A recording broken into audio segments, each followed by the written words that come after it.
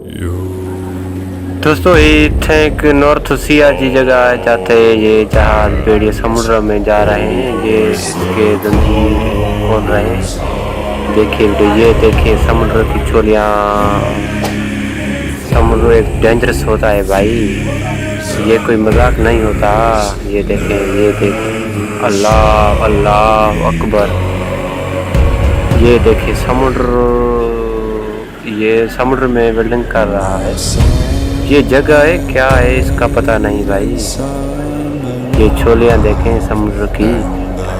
समुद्र एक तूफान होता है, वो डेंजरस और खतरनाक होता है। ये देखें, ये तूफान है, समुद्री तूफान। ये समुद्री बेड़े हैं, ये समुद्री तूफान आ रहा है। ये तूफान देखें भाई, अल्लाह अल्लाह। ये देखें, ये जगह है कहाँ पर।